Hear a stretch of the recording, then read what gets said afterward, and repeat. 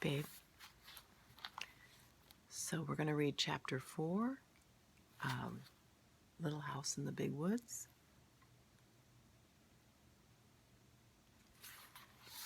Chapter 4, Christmas.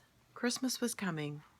The little log house was almost buried in snow. Great drifts were banked against the walls and windows, and in the morning when Pa opened the door, there was a wall of snow as high as Laura's head. Pa took the shovel and shoveled it away, and then he shoveled a path to the barn, where the horses and cows were snug and warm in their stalls. The days were clear and bright. Laura and Mary stood on the chair by the window and looked out across the glittering snow at the glittering trees. Snow was piled all along their bare, dark branches, and it sparkled in the sunshine. Icicles hung from the eaves of the house to the snowbanks, great icicles as large as the top of Laura's arm. They were like glass and full of sharp lights. Pa's breath hung in the air like smoke when he came along the path from the barn. He breathed it out in clouds, and it froze in white frost on his mustache and beard. When he came in, stamping the snow from his boots, and caught Laura up in a bear's hug against his cold big coat, his mustache was beaded with little drops of melting frost. Every night he was busy, working on a large piece of board and two small pieces. He whittled them with his knife, and he rubbed them with sandpaper and with the palm of his hand until when Laura touched them, they felt soft and smooth as silk. Then with his sharp jackknife he worked at it, then cutting the edges of the large one into little peaks and towers with a large star carved on the very tallest point. He cut little holes through the wood. He cut the holes in shapes of windows and little stars and crescent moons and circles. All around them he carved tiny leaves and flowers and birds. One of the little boards he shaped in a lovely curve, and around its edges he carved leaves and flowers and stars, and through it he cut crescent moons and curlicues. Around the edges of the smallest board he carved a tiny flowering vine. He made the tiniest shavings, cutting very slowly and carefully, making whatever he thought would be pretty. At last he had the pieces finished, and one night he fitted them together. When this was done, the large piece was a beautifully carved back for a smooth little shelf across its middle. The large star was at the very top of it. The curved piece supported the shelf underneath, and it was carved beautifully too, and the little vine ran around the edge of the shelf. Pa had made this bracket for a Christmas present for Ma. He hung it carefully against the log wall between the windows, and Ma stood her little china woman on the shelf. The little china woman had a china bonnet on her head, and china curls hung against her china neck.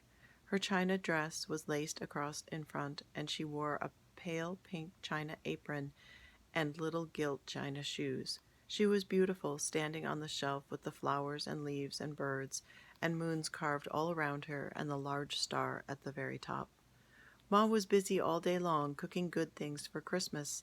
She baked salt-rising bread and Ryan Injun bread and Swedish crackers and a huge pan of baked beans with salt pork and molasses. She baked vinegar pies and dried apple pies and filled a big jar with cookies, and she let Laura and Mary lick the cake spoon. One morning she boiled molasses and sugar together until they made a thick syrup, and Pa brought in 2 pans of clean white snow from outdoors. Laura and Mary each had a pan, and Pa and Ma showed them how to pour the dark syrup in little streams onto the snow.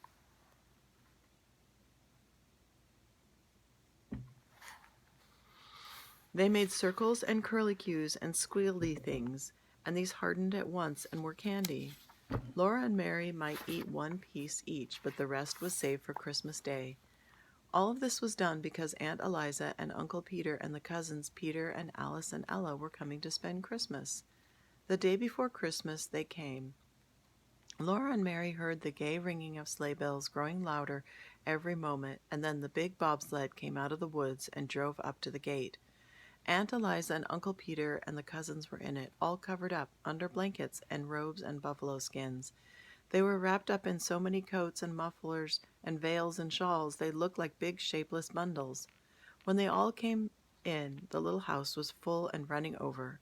Black Susan ran out and hid in the barn, but Jack leaped in circles through the snow, barking as though he would never stop. Now there were cousins to play with. As soon as Aunt Eliza had unwrapped them, Peter and Alice and Ella and Laura and Mary began to run and shout.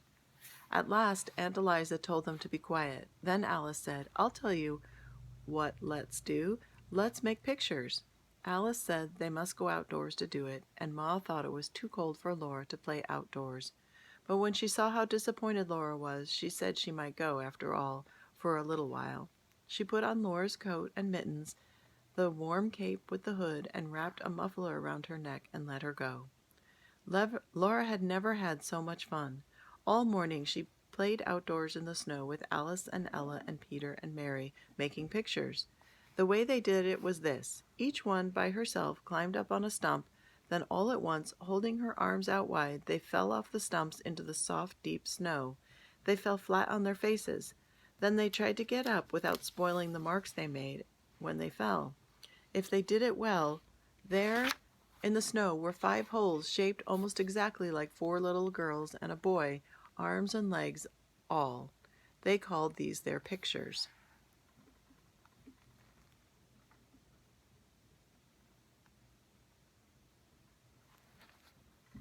They played so hard that day that when night came they were too excited to sleep. But they must sleep or Santa Claus would not come. So they hung their stockings by the fireplace and said their prayers and went to bed. Alice and Ella and Mary and Laura all in one big bed on the floor.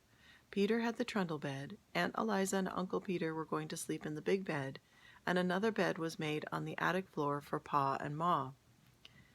The buffalo robes and all the blankets had been brought in from Uncle Peter's sled, so there was enough covers for everybody.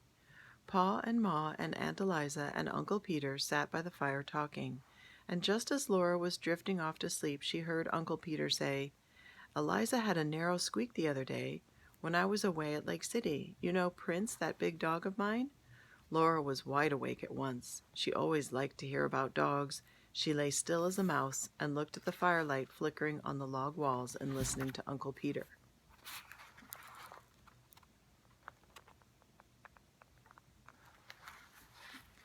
"Well," Uncle Peter said, "early in the morning Eliza started to the spring to get a pail of water, and Prince was following her. She got to the edge of the ravine where the path goes down to the spring, and all of a sudden Prince set his teeth at the back of her skirt and pulled.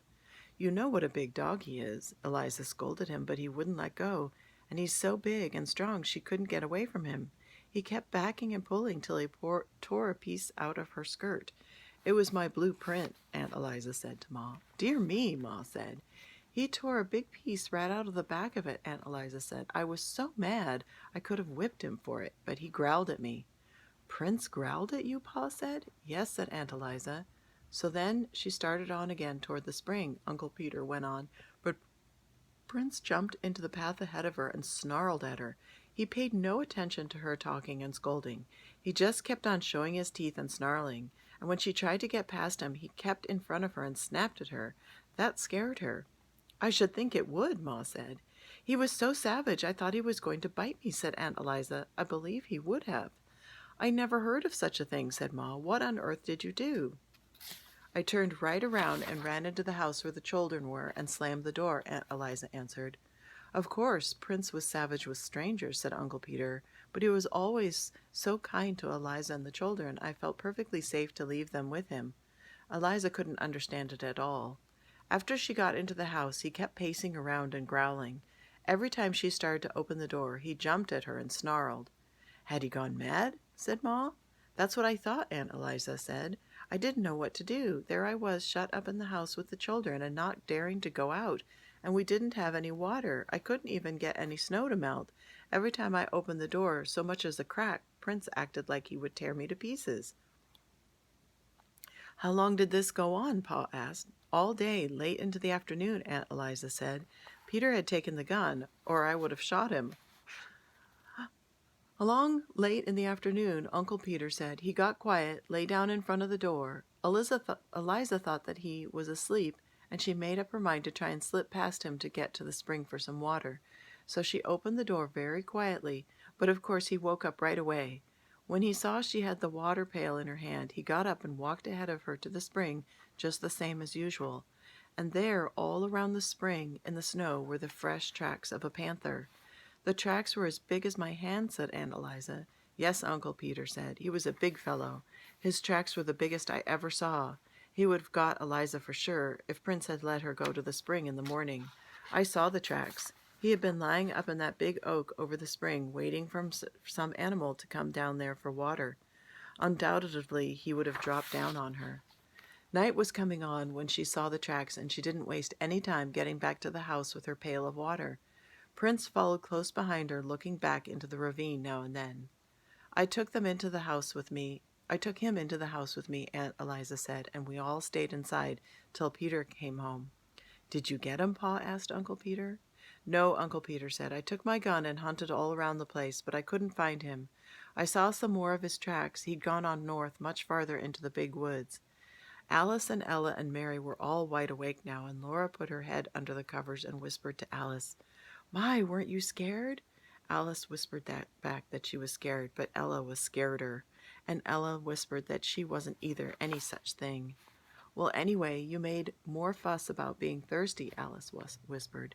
They lay there whispering until Ma said, Charles, those children will never get to sleep unless you play for them. So Pa got his fiddle. The room was still and warm and full of firelight. Ma's shadow and Aunt Eliza's and Uncle Peter's were big and quivering on the walls in the flickering firelight, and Pa's fiddle sang merrily to itself. It sang Money Musk and the Red Heifer, The Devil's Dream, and Arkansas Traveler, and Laura went to sleep while Pa and the fiddle were both softly singing, My darling Nellie Gray, they have taken you away, and I'll never see my darling any more. And in the morning they all woke up almost at the same moment. They looked at their stockings, and something was in them. Santa Claus had been there. Aunt Ella and Laura in their red flannel nightgowns, and Peter in his red flannel nightshirt all ran shouting to see what he had brought. In each stocking there was a pair of bright red mittens, and there was a long flat stick of red and white striped peppermint candy, all beautifully notched along each side. They were all so happy they could hardly speak at first. They just looked with shining eyes at these lovely Christmas presents. But Laura was the happiest of all. Laura had a rag doll. She was a beautiful doll. She had a face of white cloth with black button eyes. A black pencil had made her eyebrows, and her cheeks and her mouth were made with the ink from pokeberries. Her hair was black yarn that had been knit and raveled so that it was curly.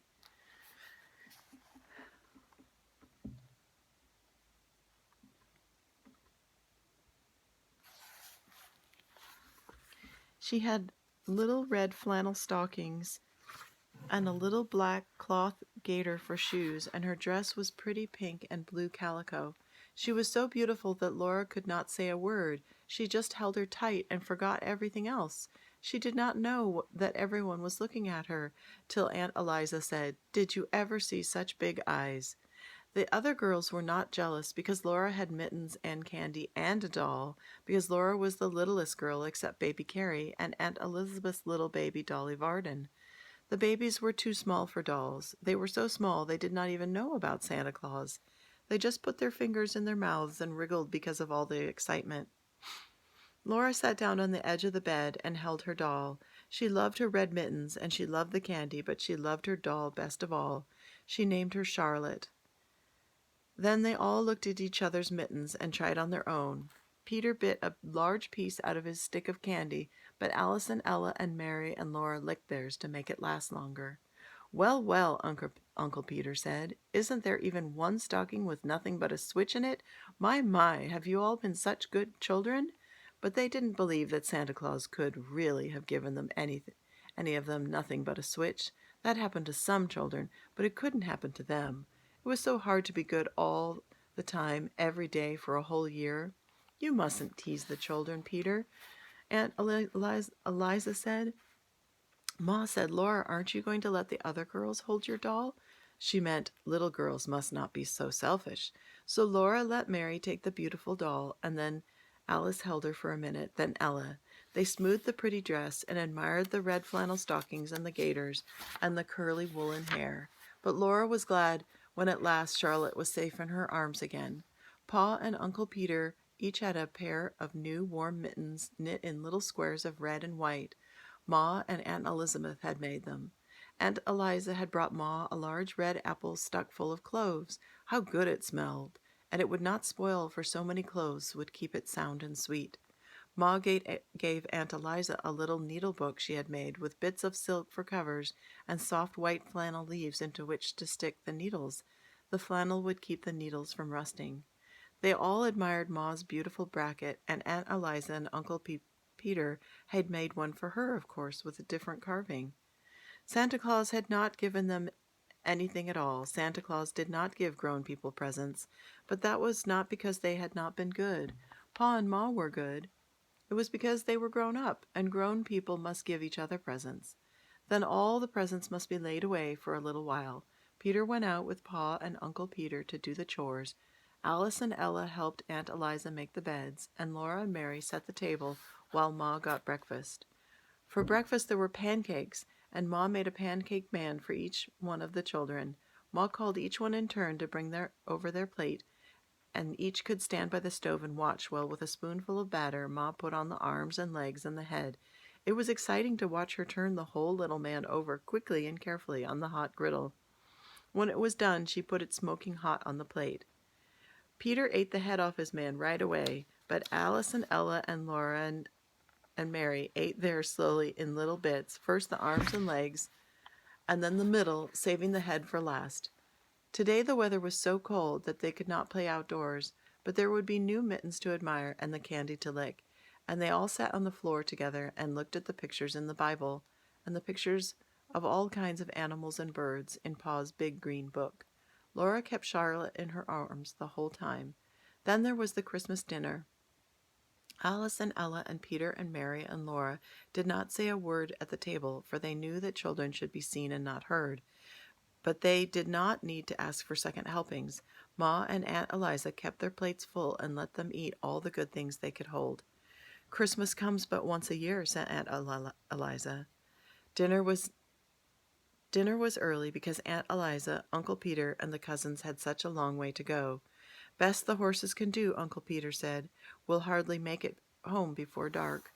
As soon as they had eaten dinner, Uncle Peter and Pa went to put the horses to the sled, while Ma and Aunt Eliza wrapped up the cousins. They pulled heavy woolen stockings over the woolen stockings and shoes they already were wearing. They put on mittens and coats and warm hoods and shawls and wrapped mufflers